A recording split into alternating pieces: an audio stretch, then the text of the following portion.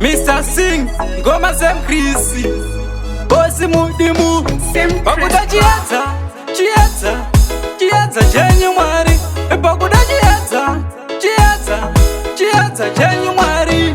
Saka Mwari pindirai, vavengi vadaniponya ungezai, mene godo lao riri kupapai, nemubvunzo kani nai Mwari wai. Saka ndikati Mwari pindirai, vavengi vadaniponya ungezai, mene godo lao riri kupapai, nemubvunzo kani nai Mwari wai.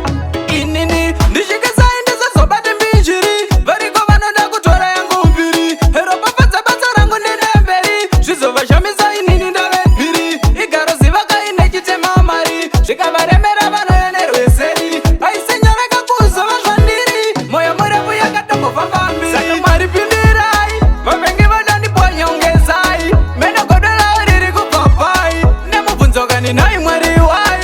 Saka ndikati Mwari pindirai, vavengi vadandiponya ungezai, mene godo ravo riri kupapai, nemubvunzo kani nai Mwari wai. Pandinomuka makuseni ndichinamata, Mwari itai inini ndisabate hakata, zvinozorwadza semukadzi ane mimba, ndizvishandire ndisajaira kupiwa, tsuro haife yakapona kaviri murutsva, mandipa zvangu ndaneta ndikukokota, mandipa matazana manamboibhonda, chandinoziva kuti ichasvika nguva. Saka Mwari pindirai, vavengi vadandiponya ungezai, mene godo lao riri kupapai, nemubvunzo kani nai Mwari wai. Saka ndikati Mwari pindirai, vavengi vadandiponya ungezai, mene godo ravo riri kupapai, nemubvunzo kani nai Mwari wai.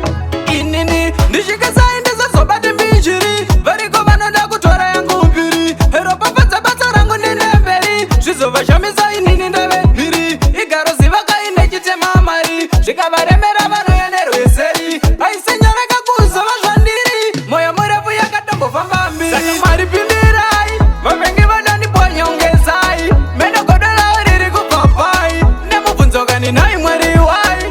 Saka ndikati Mwari pindirai, vavengi vadandiponya ungezai, mene godo ravo riri kupapai, nemubvunzo kani nai Mwari wai. Pandinomuka makuseni ndichinamata, Mwari itai inini ndisabate hakata, zvinozorwadza semukadzi ane mimba, ndizvishandire ndisajaira kupiwa, tsuro haife yakapona kaviri murutsva, mandipa zvangu ndaneta ndikukokota, mandipa matazana manamboibhonda, chandinoziva kuti ichasvika nguva.